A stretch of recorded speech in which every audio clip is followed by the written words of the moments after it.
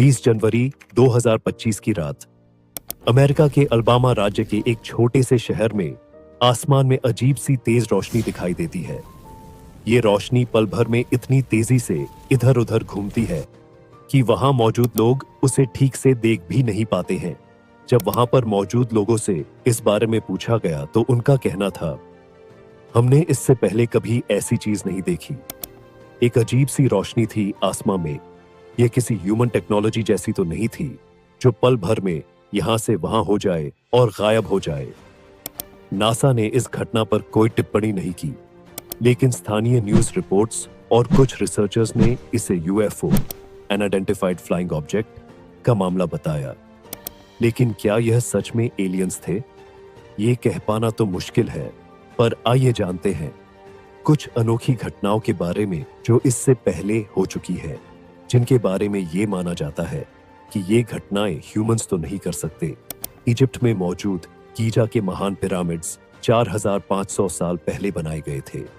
सबसे बड़ा pyramid, Khufu pyramid, 481 feet ऊंचा है और इसके निर्माण में करीब 23 लाख पत्थरों का इस्तेमाल हुआ, जिनमें से हर पत्थर 2 से 15 टन के बीच वजनी है।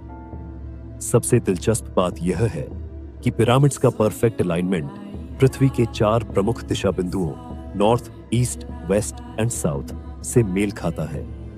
एस्ट्रोनॉमर्स के अनुसार यह अलाइनमेंट उस टाइम की तकनीक से असंभव था।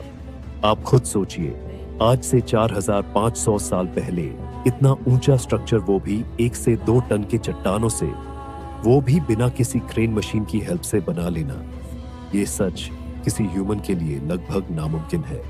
इतिहासकार मानते हैं कि ये निर्माण या तो किसी अज्ञात उन्नत तकनीक से किए गए होंगे या फिर शायद बाहरी दुनिया से आए प्राणियों की मदद से।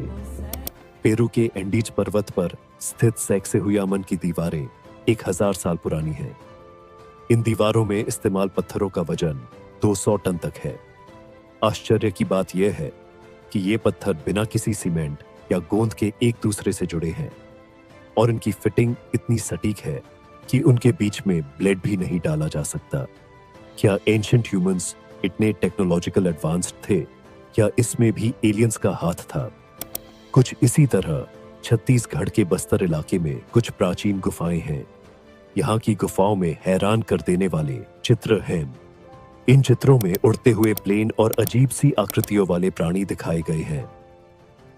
इन चित्रों में ऐसे लोगों का चित्रण है जो ह्यूमन जैसे तो नहीं लगते। स्थानीय लोग बताते हैं कि ये चित्र बहुत पुराने हैं, लगभग 10,000 साल पुराने। ये प्राचीन लोग शायद आसमान से आए कुछ अजनबी प्राणियों से मिले थे जो हमारे जैसा नहीं दिखते थे। इनको रोहेला कहा गया है। और पेरू के नाज़का रेगिस्तान में जमीन पर बने ये लाइंस, अगर इन सारी लाइंस को ऐड करा जाए तो इनकी टोटल लेंथ होती है 800 मील, यानी करीब 1300 किलोमीटर, जो कि आज से करीब 2500 साल पहले बनाई गई थी। रिसर्चर्स का मानना है कि शायद ये सिग्नल्स बनाए गए थे उन लोगों के लिए जो आसमां से इसे देख सके, क्योंकि ये ऊपर से बड़े क्लियरली विजिबल होते हैं। क्या यह एलियंस के लिए बनाए गए साइंस थे या प्राचीन सभ्यताओं का खगोलीय ज्ञान? आइए अब जानते हैं कुछ रहस्यमयी घटनाएं जिनको अब तक इंसान नहीं सुलझा पाए हैं। 22 जुलाई 1947 न्यू मैक्सिको के रोसवेल में एक चमकदार चीज आसमान से गिरी। शुरुआत में तो अमेरिकी वायुसेना ने इसे फ्लाइंग डिस्क कहा। कुछ दिनों बाद वायुसेना ने कहा कि यह सिर्फ एक वेदर बैलून था जो मौसम की देखरेख के लिए स्पेस एजेंसीज के द्वारा छोड़ा गया था। लेकिन चश्मदीदों ने दावा किया कि उन्होंने वहां अजीब से प्राणी और एक क्रैश हुए स्पेसशिप के टुकड़े देखे थे।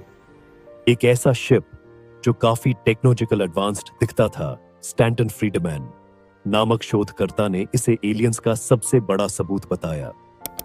इसी तरह 19 जुलाई 1952 गर्मियों की रात के दौरान वॉशिंगटन डीसी का आसमान रोशन था। अचानक कई तेज रफ्तार रोशनियां दिखाई दी। वायुसेना ने इन्हें रडार पर ट्रैक किया। बाद में सरकारी बयान आता है कि यह टेम्परेचर इन्वर्जन था। गवाहों का कहना था ये रोशनियां इंसानी तकनीक से संभव नहीं थीं। ये बहुत तेज और एकदम व्यवस्थित तरीके से चल रही थीं। किसी इंसान के द्वारा ऐसा कर पाना तो संभव नहीं लगता। फीनिक्स लाइट्स 1997, 13 मार्च 1997। एरिज़ोना के हजारों लोगों ने एक विशाल तिरछी रोशनी देखी। गवाहों ने कहा, यह किसी उड़ने वाले जहाज जैसा लग रहा था। अमेरिकी सेना ने इसे फ्लेयर्स बताया, लेकिन इस घटना पर आज तक बहस जारी है। पेंटागन रिपोर्ट्स 2021 में पेंटागन ने 74 यूएफओ घटनाओं की रिपोर्ट जारी की। इनमें से 43 घटनाओं का कोई ठोस स्पष्टीकरण नहीं था।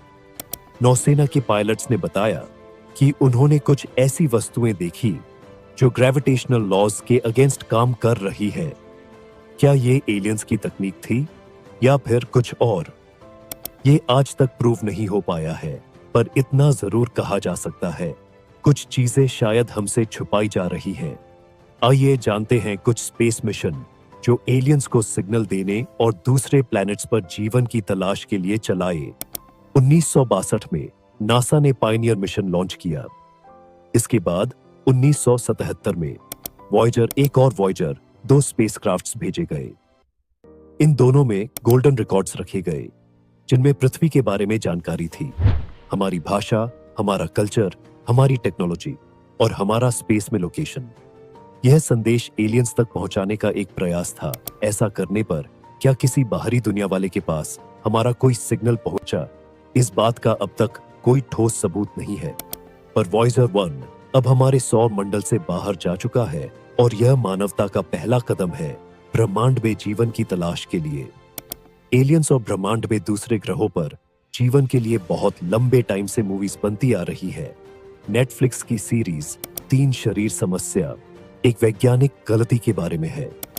इस कहानी में एक वैज्ञानिक जो गलती से ट्रिसोलारिस ग्रह को संदेश भेज देता है, एक ऐसा ग्रह जो 3 सूर्यों वाला है और यहाँ के एलियंस इंसानों से कई गुना ज्यादा उन्नत है, और वो सभ्यता पृथ्वी पर कब्जा करना चाहती है। और इसी तरह इंटरस्टेलर 2014, ब्लैक होल और उन्नत प्रजातियों के संकेत, अराइवल 2016, एलियंस के साथ संवाद का प्रयास। तो इस तरीके से कई सारी मूवीज में ये एलियंस या बाहरी दुनिया का कंसेप्ट दिखाया गया है। आइए जानते हैं कुछ रिनाउंड साइंटिस्ट का क्या पॉइंट ऑफ व्यू है एलियंस को लेकर। 1. Stephen Hawking. स्टीफन हॉकिंग का मानना था कि ब्रह्मांड इतना विशाल है कि पृथ्वी पर जीवन का होना मात्र एक संयोग नहीं हो सकता। उन्होंने कहा था, अगर एलियंस हमसे संपर्क करते हैं तो वे हमसे कहीं अधिक उन्नत और ताकतवर होंगे। इंसानों के लिए उनसे मिलना वैसा ही हो सकता है जैसा अमेरिका में यूरोपियंस के आने पर हुआ था, जिसने मूल अमेरिकियों के लिए विनाशकारी परिणाम लाए। हॉकिंग का सुझाव था कि हमें एलियंस के साथ संपर्क साधने में सतर्कता बरतनी चाहिए, क्योंकि उनके इरादे हमारे लिए नुकसानदेह हो सकते हैं। कार्ल सागन ने एलियंस के अस्तित्व को लेकर वैज्ञानिक दृष्टिकोण अपनाया। उनका कहना था, अगर ब्रह्मांड में अरबों तारे हैं तो यह असंभव है कि जीवन केवल पृथ्वी पर ही है। उन्होंने ड्रेक समीकरण को समर्थन दिया, जो यह गणना करता है कि हमारी आकाशगंगा में कितने ग्रहों पर जीवन हो सकता है। अगर वीडियो पसंद आई हो तो वीडियो को लाइक करें और हमारे चैनल ई गुरुकुल को सब्सक्राइब करें। मिलते हैं अगली वीडियो में। तब तक के लिए अपना और अपने परिवार का ख्याल रखें।